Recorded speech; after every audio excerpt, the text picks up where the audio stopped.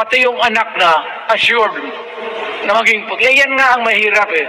Because of our unity and bayanihan as a people. Ng mga makabagong teknolohiya para sa ating mahirap talagang makatingin kung ano yung fake news, ano yung totoo. It's really up to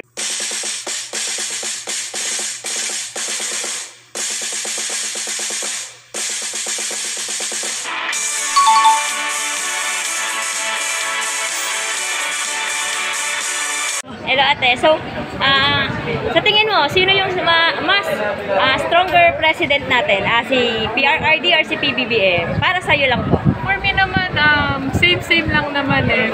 Based from experience ko dun kay President Duterte and kay ngayon, parang I don't see big changes naman here in our economy, sa nation natin. Pero ayun, parang for me, I want to focus kung ano yung sa president natin yan, kung ano yung pagbabago na pwede niyang ibigay natin yan. Ayun. Okay. Po, so sa tingin mo po, sino po yung stronger president? Si PRRD or si PBBM? Napapanahon lang yan. Yeah. Nung panahon ni Duterte, siyempre, malakas siya. Ngayon, si PBBM, siyempre, kasi, ewan ko lang, kasi yung China, saka yung pinagagawa natin na isla. So, hindi ko malaman kung sinong pinakamay-ari niyan eh. Bahala na sa, Panginoon Diyos, kung sino sila. Pero kung papipiliin ka po, PRRD or PBBM? Wala akong pipiliin nila, patat lang sila. Basta sa panahon na susunod na presidente, sana magkaroon tayo ng presidente na may puso, sa mahirap, mayaman, sino ka man. Kasi lang, arif lang ako. Arti. Arti ka pa rin. Grabe, tolpo ka talaga, loyal ka talaga na kuya. Nihintay mo talaga. Pag tumakbo, sure ball ka na. Si nagpapalakas niya si Ontivero. Oh, wala yan, Ontivero. Diyos ko po. Pero ayoko pa rin, basta ayoko pa rin talaga. Lahat ng yung dilawan, wala na. Wala pa akong nagugustuhan sa kanila. Paano pag tumakbo ulit si Lenny? Lenny? Lenny? Lalo. Lugaw, walang laman. Laylayan, walang laman. Sorry, dilawan, tapos na. Magiging tulpo rin ako eh.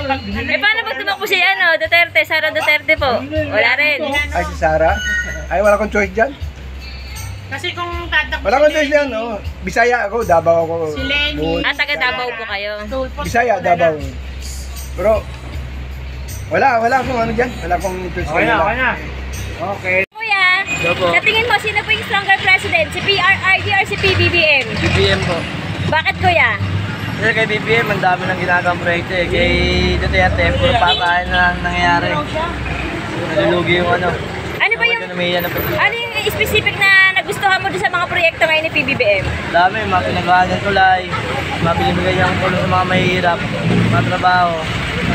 Yung mga investment Nasa niya pa minimum po yung mga trabador. Ilan po. Hello kuya. So sa tingin mo po, sino po yung stronger president? Si PRRD or si PBBM? Duterte. Bakit po si former President Duterte po? Kasi lahat ng mga tao dati takot sa utos niya eh. Kaya lahat sumusunod. Ano ba yung yung para sa iyo yung pinakamagandang proyekto na nagawa ni Pangulong Duterte po? Marami din yung kahit isa kuya. Gaya sa EDSA, nagkaroon ng bus lane. Yun.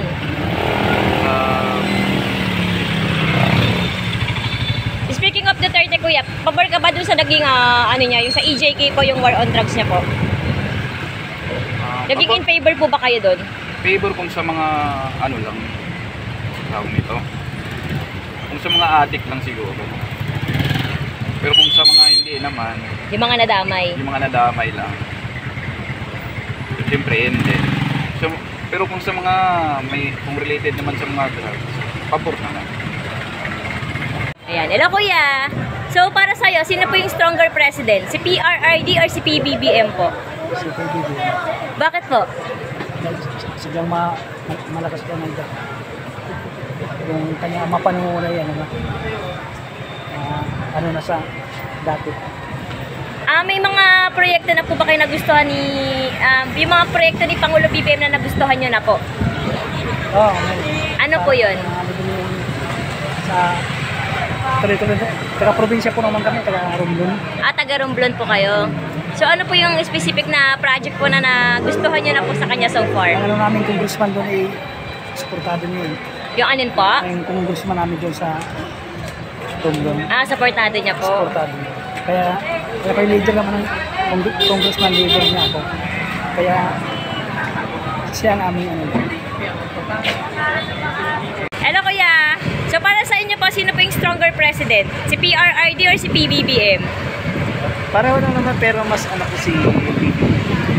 Bakit po? Si BBM kasi talagang mahal niya talaga yung bayan natin. Nasa pamamalapit niya sa maestra. Kumbaga, dugong Marcos talaga, no? Nakikita niyo po ba yung kumbaga yung pagkatao ni BBM? Nakikita niyo po yung pagkatao ni Marcos Sr. po sa kanya? Kasi ang sabi, magkaibang, hindi niya daw nakuha magkaiba daw po eh. Para sa'yo po? Nakuha. Kahit naman sa campaign, sinapuntahan namin siya sa mga So kasama ka sa 31 million, kuya. Specifically, ano po yung mga nagustuhan niyo na pong proyekto ni Pangulong BBM so far? Ay, madami eh. Una sa lahat yung pabahay niya. Yung pabahay niya. Tsaka tinututukan niya yung sa akin. So, antay lang tayo. marami siya na. Marami pa mga parating na project. Tsaka ba? Lalo sa magsasaka. Kaya, ito maganda doon. At may doon natin natin i-prove ng Pilipinas. Malapit. Huwag sila masyadong huwag masyadong atat. Hello po kuya. So para sa'yo, sino po yung stronger president? Si PRRD or si PBBM? Si Anilin. Si Sino yun? Si BBM po, si Duterte po. BBM. Bakit po si BBM? Idol ko yung tatay ko. Siyempre, idol ko na rin yung anak.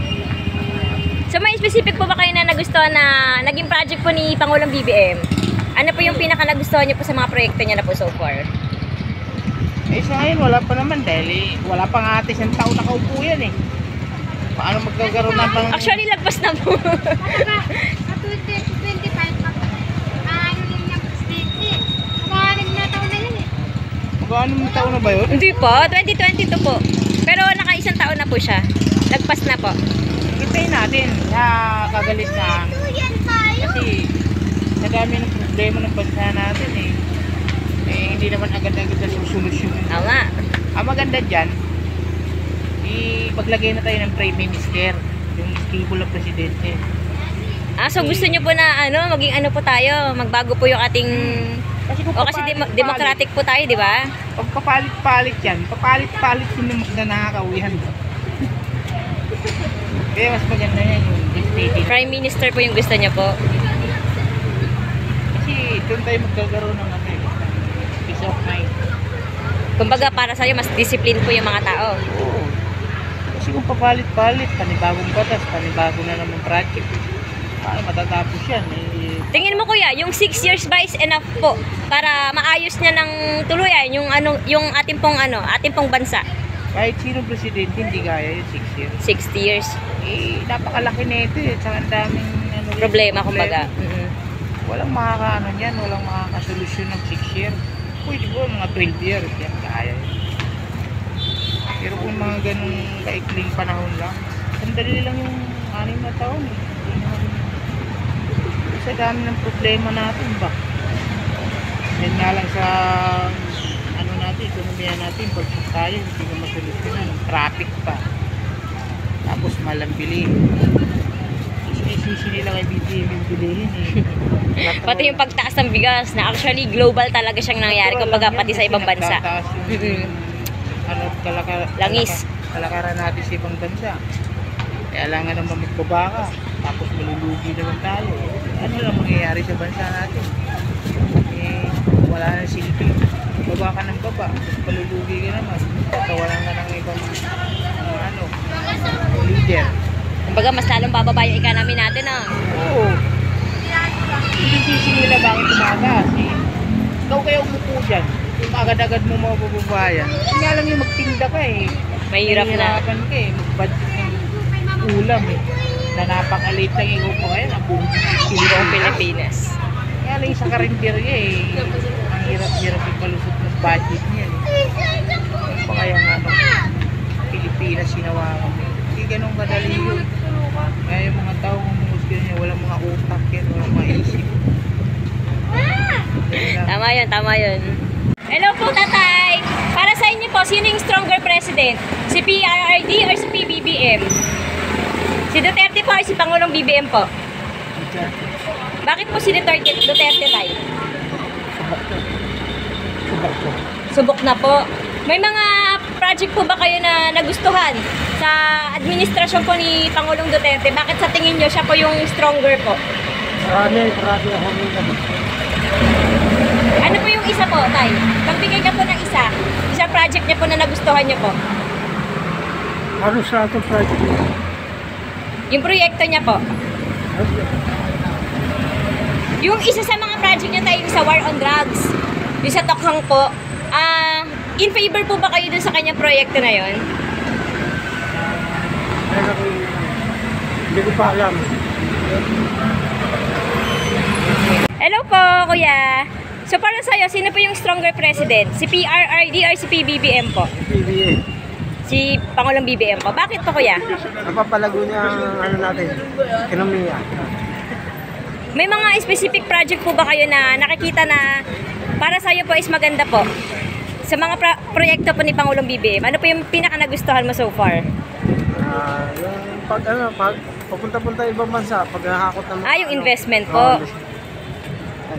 Bibili si kuya. Bibili kayo, kuya. Si kuya, baka quick survey lang, kuya. Sa tingin niya, sino yung stronger president po? Si PRRD or si PBBM? Ano, comment ka? Ay mga project niya, yung mga pampalago ng mga ekonomiya natin sa mga kuryente, mabababa, gano'n.